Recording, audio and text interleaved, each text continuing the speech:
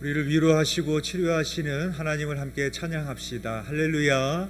아멘. 오늘도 하나님께 온전히 헌신하심으로 예배하시는 여러분들을 사랑하고 축복합니다. 또 오늘 온라인에 예배로 참여하고 계시는 분들 사랑하고 축복합니다. 요한복음 5장에 보면 예수님께서 성경을 바라보는 관점과 해석에 대해서 이렇게 말씀하십니다. 요한복음 5장 39절의 말씀입니다. 너희가 성경에서 영원한 생명을 얻는 줄 생각하고 성경을 상고하거니와 이 성경이 곧 내게 대하여 증거하는 것이로다. 아멘. 말씀 자체가 되신 예수님께서는 말씀이 곧 자신에 대하여 증거하는 것이라고 하셨습니다. 그래서 성경의 모든 사건은 예수 그리스도를 나타내고 증거합니다. 예를 들어 창세기 14장에 보면 대제사장 멜기세덱이 아브라함을 축복하는 내용이 나옵니다. 창세기만 보면 살렘 왕 멜기세덱이 누구인지를 정확하게 알 수 없지만 히브리서 7장에 보면 영원한 대제사장이신 예수 그리스도의 예표임을 말씀해 주고 있습니다.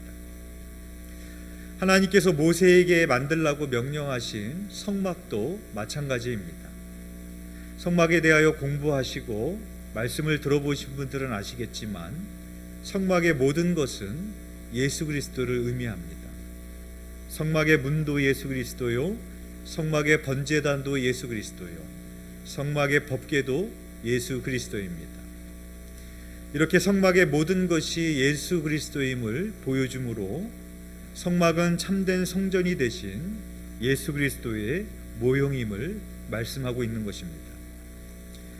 그래서 예수님께서는 너희가 이 성전을 헐라 내가 사흘 동안에 일으키리라고 말씀하셨습니다. 그것은 예수님 자신이 성전이기에 십자가에서 죽으시고 사흘 만에 부활하실 것에 대해서 말씀하셨던 것이었습니다. 따라서 신약에서만 예수 그리스도를 말씀하고 있는 것이 아니라 구약에서도 신약에서도 성경 전체가 예수 그리스도에 대하여 증언하고 있습니다. 초대교회 시대에 정통신앙 확립과 삼위일체론 정립에 가장 두드러진 역할을 했던 교부 아타나시우스는 성경을 해석하는 기준에 대해서 이렇게 제시했습니다. 우리가 창세기를 읽을 때 먼저 만물이 창조자에 의해 지어진 것을 알아야 한다.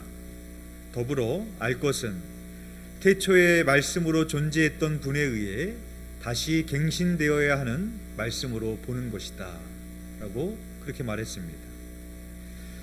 창세기의 내용이 단지 과거의 물질을 창조한 것만을 뜻하는 것이 아니라 예수 그리스도 안에서 우리를 새롭게 창조하시는 예수 그리스도의 창조 사역임을 볼 수 있어야 된다라는 것입니다.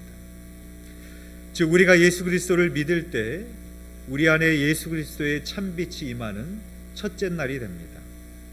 그리고 마지막 일곱째 날에는 우리가 영원한 안식에 들어가 하나님과 영원히 연합되는 창조와 변화의 과정을 경험해야 됨을 창조 질서를 통해서 우리들에게 보여주고 계시는 것입니다.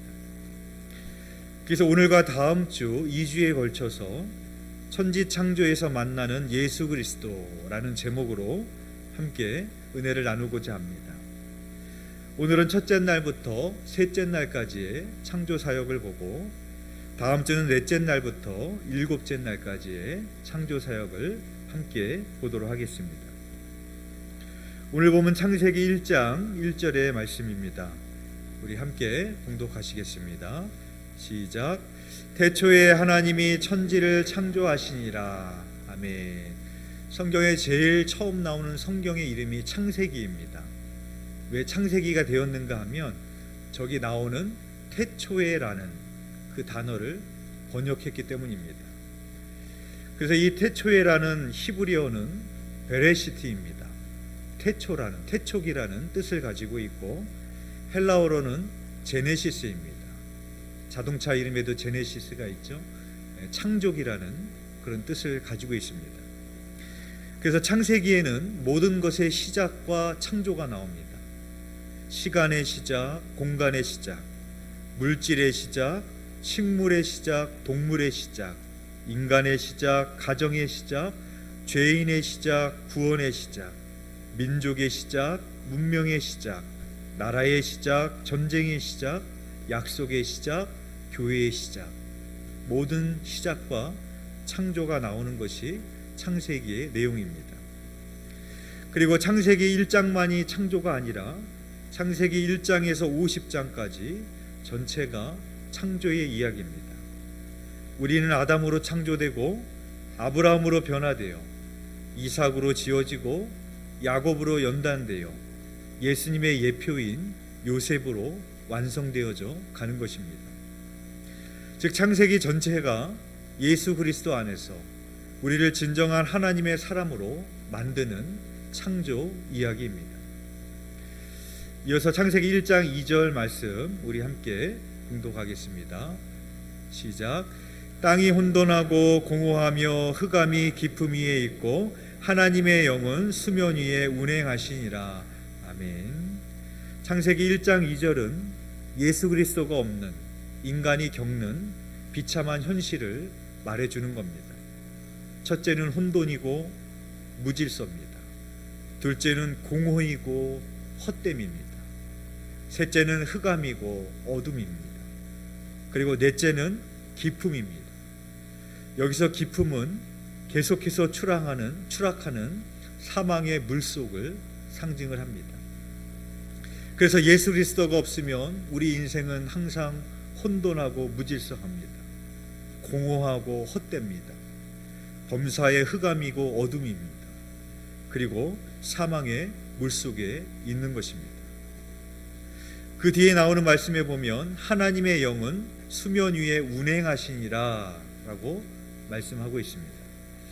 여기서 운행이라는 그 단어의 뜻이 닭이 알을 품듯이 생명을 품고 있는 그런 의미입니다. 따라서 하나님의 영이신 성령님은 새로운 생명의 탄생을 위해서 혼돈하고 공허하고 흑암이고 사망의 물속에 있는 우리들을 품고 계시는 그런 모습을 보여주고 있는 것입니다. 이어서 창세기 1장 3절의 말씀 함께 봉독해 보겠습니다. 시작. 하나님이 이르시되 빛이 있으라 하시니 빛이 있었고. 아멘. 하나님께서 천지를 창조하신 것을 보면 약간의 차이점이 있습니다. 먼저 인간을 제외한 다른 피조물들은 하나님의 말씀으로만 창조했습니다. 그런데 인간을 만들어 창조하실 때는 좀 다르게 창조하셨습니다. 창세기 2장 7절의 말씀입니다. 여호와 하나님이 땅의 흙으로 사람을 지으시고 생기를 그 코에 불어넣으시니 사람이 생명이 되니라 라고 말씀하고 있습니다. 인간을 제외한 다른 피조물들은 하나님이 그냥 말씀으로 만드셨어요. 그런데 인간은 지으셨다라고 성경이 기록하고 있습니다. 우리가 자동차를 만들었다라고 그러지 지었다라고 그러지 않죠. 언제 만들었다고 그러는가 하면 공장에서 기계로 획일적으로 똑같이 생산해낼 때는 만들어냈다고 그러는 겁니다. 그런데 인간은 그렇게 만들지 않으셨다라는 것입니다. 우리를 모두 다 하나님의 작품으로 다 다르게 우리를 지으신 것입니다. 우리가 언제 지었다라는 표현을 씁니까? 어머니가 사랑하는 가족을 위해서 밥을 지었다라고 우리가 그렇게 말합니다. 밥을 만들었다라고 그러지 않죠. 지었다고 그럽니다. 왜 그렇습니까? 이 지었다라는 표현에는 누군가의 사랑과 정성이 담겨 있다라는 표현이 되는 겁니다. 따라서 하나님이 다른 피조물을 만드실 때는 말씀으로만 만드셨습니다. 그러나 인간을 만드실 때에는 그냥 말씀으로만 만드신 것이 아니라 흙으로 빚으셨고 코에 생기를 불어넣으심으로 생명이 된지라 라고 말씀하고 있습니다. 또 남자를 만드시고 여자를 만드시는 데 차이가 있습니다. 여자를 만드실 때에는 아담의 갈빗대를 취해서 여자를 만드십니다. 여자를 만들 때 아담과 똑같이 만드실 수도 있었을 것입니다. 흙을 빚으시고 코에 생기를 불어넣으실 수도 있었습니다. 그러나 하나님은 갈빗대를 취해서 여자를 만드십니다. 왜 그렇습니까? 부부는 한 몸임을 보여주시기 위해서 그렇게 만드신 것입니다. 또 오늘 본문에 보면 인간이나 다른 피조물들과 또 차이를 보이는 것이 있습니다. 그것이 바로 빛입니다. 하나님께서 빛이 있으라 그렇게 말씀하십니다. 그러니까 빛을 지으신 것이나 만드신 것이 아닙니다. 그냥 빛이 있으시라 하고 말씀하셨습니다. 왜냐하면 여기서 빛은 나중에 창조되어지는 해와 달과 같은 광명체가 아닙니다. 그 빛은 바로 영원하신 예수 그리스도를 의미하기 때문에 그렇습니다. 영원하신 예수 그리스도는 만들어진 존재가 아니죠. 영원하신 하나님이신 그리스도 자신이기 때문에 그분은 존재하시는 것입니다. 있으신 것입니다. 태초부터 하나님과 함께 계셨던 영원한 빛으로 계신 예수 그리스도임을 우리들에게 보여주고 있는 것입니다. 그래서 우리가 빛으로 오신 예수 그리스도를 영접하는 날이 바로 우리들의 첫째 날이 되어지는 것입니다. 예수님은 우리 안에 있는 어둠을 몰아내시고 당신의 빛을 우리에게 비춰주십니다. 고린도후서 4장 6절의 말씀입니다. 어두운 데에 빛이 빛이라 말씀하셨던 그 하나님께서 예수 그리스도의 얼굴에 있는 하나님의 영광을 아는 빛을 우리 마음에 비추셨느니라 라고 말씀하십니다. 여러분, 내가 하늘에 떠 있는 태양을 바라보고 있으면 거기에 어둠이 존재할 수 있을까요? 존재할 수 없습니다. 내가 태양을 바라보고 있는 한 어둠은 존재할 수 없습니다. 근데 어둠이 어떻게 존재하게 되는가? 태양을 등지게 될 때입니다. 태양을 바라보지 않고 태양을 등지게 될 때 내 그림자가 보입니다. 어둠이 보입니다. 빛이신 예수 그리스도께서 우리들에게 생명의 빛을 비춰주시지 않기 때문에 우리의 인생에 어둠이 생기는 게 아닙니다. 우리의 인생에 왜 어둠이 생기고 혼돈이 생기느냐? 빛이 되신 예수 그리스도를 바라보지 않았을 때 생기는 겁니다. 유월절 전에 예수님께서 제자들의 발을 씻기시고 함께 식사하시면서 너희 중에 하나가 나를 팔리라라고 말씀을 하십니다. 제자들이 서로 보며 의심했고 베드로 요한이 그가 누구니까? 라고 물었습니다. 예수님께서는 내가 떡 한 조각을 적셔다가 주는 자가 그니라 라고 말씀을 하십니다. 그리고 떡 한 조각을 적셔서 가룟 유다에게 주셨습니다. 우리가 예수님의 행동을 잘못 이해하면 다른 제자들에게 가룟 유다가 자신을 팔아 넘길 것이라고 폭로하는 것처럼 보여집니다. 그러나 그렇지 않습니다. 예수님 당시에는 식사의 자리에서 주인이 손님에게 떡을 찍어 주는 것이 주인의 최고의 호의였습니다. 그러니까 예수님은 그 순간에도 나를 팔아넘길 가룟 유다에게 특별한 사랑의 표시를 해 주었던 것입니다. 그러나 성경은 사탄이 가룟 유다에게 예수를 팔아넘기려는 생각을 넣었다라고 말씀하고 있습니다. 그리고 그때를 이렇게 기록을 합니다. 요한복음 13장 30절의 말씀입니다. 유다가 그 조각을 받고 곧 나가니 밤이러라 라고 말하고 있습니다. 그 예수님의 떡을 받았던 유다가 나갔을 때 그때의 시간이 밤이라고 말하고 있지만 이 성경이 말하고 의미하는 바는 유다의 영적인 상태가 어둠에 있었다라고 말해주는 것입니다. 참빛이 되시고 영원한 빛이 되신 예수 그리스도가 나와 함께하고 계셨고 떡 한 조각을 찍어서 나에게 주시는 그런 사랑의 호의도 베풀어 주셨지만 가룟 유다는 빛이 되신 예수 그리스도를 바라보는 것이 아니라 사탄이 나에게 넣어주었던 생각들을 바라봤습니다. 그때 가룟 유다는 어둠에 붙들리고 말게 되는 것을 우리가 보게 되어지는 것입니다. 여러분, 매일 우리의 심령에 어둠이 찾아올 때, 여러분들의 마음에 어둠이 찾아올 때 기억하시길 바랍니다. 예수님의 생명의 빛이 여러분들에게 비추고 계시지 않기 때문이 아니라 그 빛을 여러분들이 바라보지 아니하시고 등지고 있었기 때문입니다. 예수님의 빛을 바라보는 것이 아니라 세상을 바라보고 세상의 염려를 바라보고 근심을 바라보고 나를 바라보고 있을 때 우리 안에 어둠이 들어질 수밖에 없음을 우리는 깨달아 알아야 됩니다.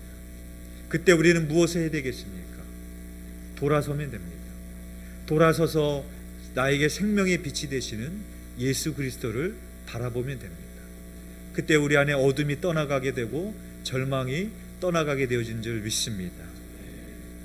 우리가 빛으로 오신 예수 그리스도를 만나는 날, 그날이 바로 우리들에게 첫째 날이 되어지는 것입니다. 그리고 우리는 그 첫째 날에 머물러서는 안 됩니다. 둘째 날로 나아가야 됩니다. 하나님이 둘째 날에는 무슨 일을 하셨는가? 창세기 1장 6절에서 8절의 말씀입니다. 우리 함께 봉독하겠습니다. 시작. 하나님이 이르시되 물 가운데 궁창이 있어 물과 물로 나뉘라 하시고 하나님이 궁창을 만드사 궁창 아래 물과 궁창 위에 물로 나뉘게 하시니 그대로 되니라. 하나님이 궁창을 하늘이라 부르시니라. 저녁이 되고 아침이 되니 이는 둘째 날이니라. 아멘. 둘째 날에는 물로 가득 차 있는 상태에서 하나님이 물을 위아래로 가르십니다. 그리고 그 중간에 하늘이라는 공간을 만드십니다. 우리가 예수 그리스도를 만나기 이전에 나의 삶은 온통 흑암과 사망의 물에 가득 잠겨 있었습니다. 그러나 예수 그리스도께서 십자가에 죽으실 때 휘장이 둘로 갈라졌던 것처럼 예수 그리스도께서는 이것을 둘로 갈라버리셨습니다. 그리고 인생에 가득했던 사망의 물을 치우시고 그 안에 하늘을 만드셨습니다. 영국에서 오랫동안 유학 생활을 하시고 박사 학위를 받으셨던 교수님과 함께 몇 명의 목사님들이 함께 모여서 공부를 했던 적이 있었습니다. 그때 그 교수님이 자기의 이야기를 해주셨는데 영국에서 공부하는 동안에 일본 여자분을 만나시고 결혼을 하게 되셨습니다. 그리고 한국에 들어와서 이제 한 집에 같이 살게 됐는데 모든 것이 낯설잖아요. 한국이 낯설고 한국의 문화가 낯설고 한국의 집이 낯설지 않습니까? 그래서 남편인 내가 아내를 위해서 무엇을 해줘야 될까라는 생각이 들더랍니다. 그래서 제일 먼저 해줬던 것은 뭐냐면 아내를 위한 공간을 만들어 줬답니다. 교수님이니까 책이 얼마나 많겠어요. 그 많은 책들을 창고에다가 빼고 내 짐도 창고에다 빼고, 그래서 아내가 미술을 전공하신 분이었는데 아내가 미술 작업을 할 수 있는 그런 공간을 만들어 줬다고 합니다. 여러분, 우리 집에 귀한 손님이 와서 며칠 머문다라고 생각해 보십시오. 우리도 똑같이 해야 되지 않겠습니까? 제일 먼저 해야 될 것은 그 귀한 손님이 머물 수 있는 공간을 만들어 줘야 됩니다. 방 한 칸을 비워주고 또 거기에서 손님이 머물 수 있도록 또 여러 가지들을 준비를 해줘야 될 것입니다. 우리가 예수 그리스도를 영접한다라는 것은 내 안에 예수 그리스도가 머물 수 있는 공간을 만들어 드리는 겁니다. 그곳은 세상과 구별된 거룩한 공간입니다. 그곳은 주님과 내가 함께 떡을 떼는 공간이요, 주님과 내가 함께 교제하는 공간이요, 우리의 신랑이 되신 예수님과 함께 사는 공간입니다. 그분은 우리의 손님이 아니라 주인입니다. 그리고 우리의 신랑입니다. 그리고 그분은 우리 안에 잠시 머물기 위해서 오시는 것이 아니라 영원히 살기 위해서 우리에게 찾아오시는 분입니다. 그분을 위해서 만들어 드리는 공간, 그것이 바로 새하늘입니다. 그러나 예수 그리스도를 끝까지 받아들이지 않고 영접하지 않는 자에게는 어떻게 됩니까? 노아의 홍수의 심판에서 보여줬던 것처럼 하늘 위의 물이 쏟아져 내리는 심판을 받게 되어지는 것입니다. 새하늘이 되시는 예수 그리스도를 경험하는 날, 바로 그날이 우리의 둘째 날이 되어지는 것입니다. 셋째 날에는 무엇을 하셨는가? 우리 창세기 1장 9절 말씀 함께 공독하겠습니다. 시작. 하나님이 이르시되 천하의 물이 한 곳으로 모이고 묻이 드러나라 하시니 그대로 되니라. 네. 셋째 날에는 물이 한 곳으로 몰리고 묻이 드러나게 하셨습니다. 둘째 날에는 하나님께서 인생에 가득했던 사망의 물을 위아래로 가르시고 하늘을 만드셨습니다. 즉 둘째 날에는 새 하늘이 되시는 예수 그리스도를 경험하는 날입니다. 그리고 셋째 날에는 하나님께서 아래에 있던 물을 한 곳으로 모이게 하시고 묻이 드러나게, 땅이 드러나게 하셨습니다. 즉 셋째 날에는 새 땅이 되시는 예수 그리스도를 경험하는 날입니다. 요한계시록 21장 1절의 말씀입니다. 또 내가 새 하늘과 새 땅을 보니 처음 하늘과 처음 땅이 없어졌고 바다도 다시 있지 않더라 라고 말씀하고 있습니다. 둘째 날과 셋째 날은 새 하늘과 새 땅이 되시는 예수 그리스도를 경험하는 날입니다. 땅은 각종 나무와 채소와 열매와 소출을 맺게 해주는 곳입니다. 마찬가지로 새 땅이 되시는 예수 그리스도의 생명은 우리의 인생에 많은 열매와 소출을 맺게 해주십니다. 아담이 선악과를 먹고 범죄함으로 인해 땅이 저주받았습니다. 창세기 3장 17절에서 18절 말씀입니다. 아담에게 이르시되 내가 내 아내의 말을 듣고 내가 내게 먹지 말라 한 나무의 열매를 먹었은즉 땅은 너로 말미암아 저주를 받고 너는 내 평생에 수고하여야 그 소산을 먹으리라. 땅이 내게 가시덤불과 엉겅퀴를 낼 것이라 라고 말씀하셨습니다. 첫 번째 아담의 범죄로 인해서 땅이 저주를 받았고 가시덤불과 엉겅퀴를 내게 되었습니다.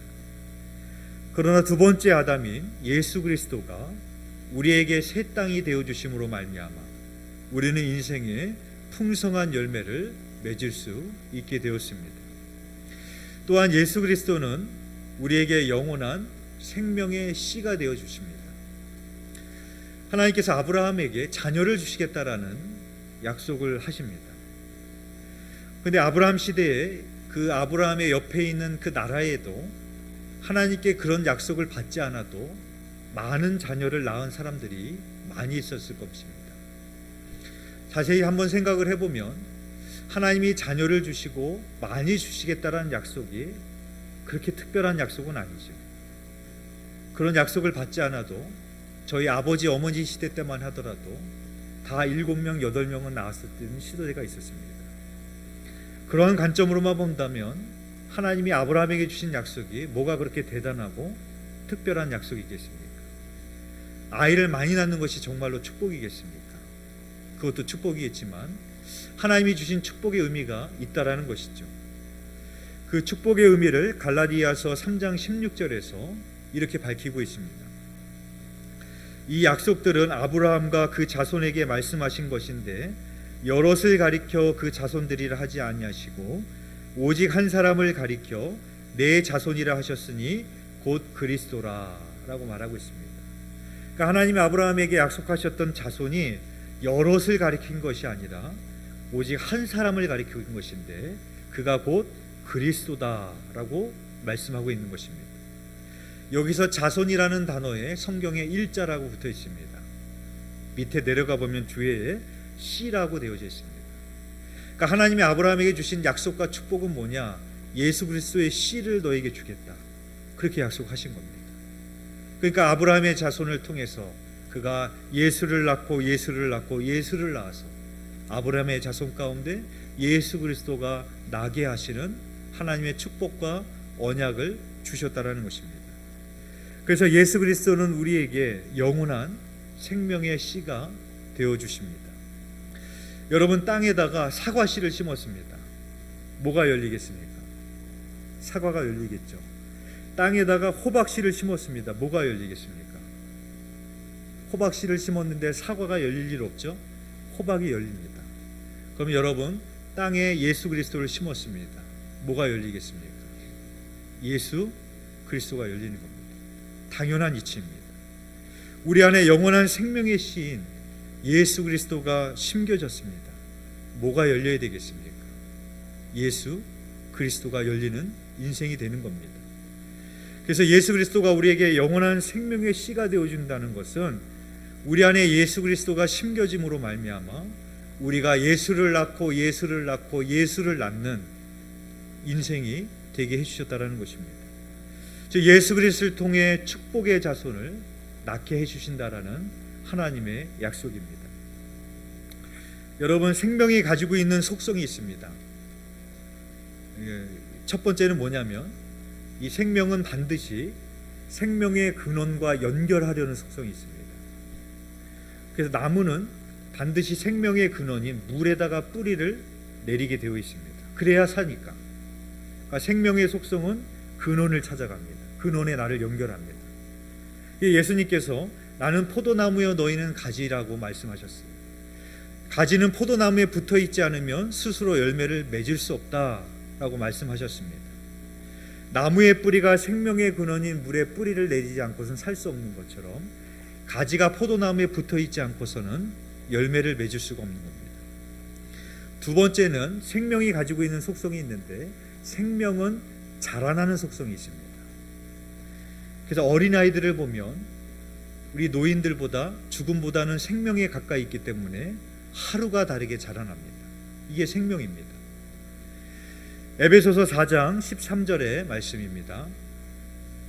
우리가 다 하나님의 아들을 믿는 것과 아는 일에 하나가 되어 온전한 사람을 이루어 그리스도의 장성한 분량이 충만한 데까지 이르리니 라고 말씀하고 있습니다. 우리 안에 예수의 씨가 있으면 우리는 그 생명으로 말미암아 우리는 자라나게 되어져 있어요. 그래서 우리는 예수 그리스도의 장성한 분량에 이르기까지 계속해서 자라나야 됨을 성경이 우리들에게 말씀하고 있는 것입니다. 마지막으로 생명이 가지고 있는 속성이 있는데 세 번째는 후손을 남기는 속성을 가지고 있습니다. 그래서 자연에 있는 모든 생물들은 번식을 합니다. 동물이나 식물이나 모든 생물들은 번식해서 내 후손을 남깁니다. 사람도 마찬가지죠. 생명이 있기 때문에 사람도 후손을 남깁니다. 이게 생명이 가지고 있는 속성입니다. 그러면 우리는 어떠한 자손을 남겨야 되겠습니까? 저는 최근에 절실히 느끼는 것이 있습니다. 주변에 있는 선교사님들과 목사님들과 이야기를 나누다 보면서 참 그분들의 자녀들이 잘 되는 것을 봤어요. 여러분들 오해하지 마시는 것은 목사님과 선교사님 자녀만 잘 된다는 말이 아닙니다. 그리고 잘 된다라는 말의 의미가 뭐 꼭 세상적으로 뭐 높은 연봉을 많은 연봉을 받고 남들이 부러워할 위치에 가고 꼭 그런 것만을 제가 말씀드리는 건 아니에요. 근데 그분들과 대화를 하면서 참 놀라운 거는 참 잘 되더라고요, 자녀들이. 여러분 생각을 해보십시오. 선교사님들이 자녀를 키우는데 돈이 있어요? 뭐 강남에 있는 학원에 보낼 능력이 있습니까? 어디 가서 과외를 받을 수 있는 여건이 됩니까? 특별히 자녀에게 뭐 해줄 수 있는 그런 환경이 됩니까? 그런 능력도 안 되고 환경도 안 되고 여건도 안 돼요. 근데 다 잘 되더라고요. 왜 그렇겠습니까? 예수 그리스도의 영원한 생명이 되신 예수 그리스도의 씨가 심겨지니까 그 자손들이 예수를 낳고 예수를 낳고 예수를 낳더라는 것입니다. 예수와 같은 내 자녀가 되니까 잘 되더라는 것입니다. 아브라함과 같은 축복의 가정이 되는 겁니다. 여러분 창세기의 모든 시제는 과거가 아니라 현재형입니다. 그러니까 오늘 천지창조는 과거가 아닙니다.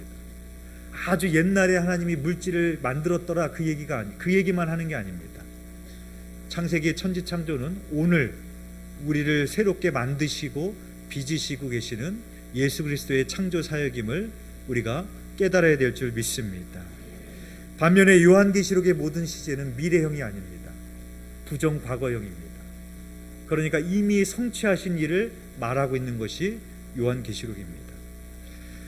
바라기는 첫째 날에 우리는 예수 그리스도를 생명의 빛으로 체험하고 둘째 날에 우리는 예수 그리스도를 하늘 공간이 되신 생명으로 체험하고 셋째 날에 우리는 예수 그리스도를 새 땅과 새 생명의 씨로 체험하시는 저와 여러분이 되시기를 주님의 이름으로 축원드립니다.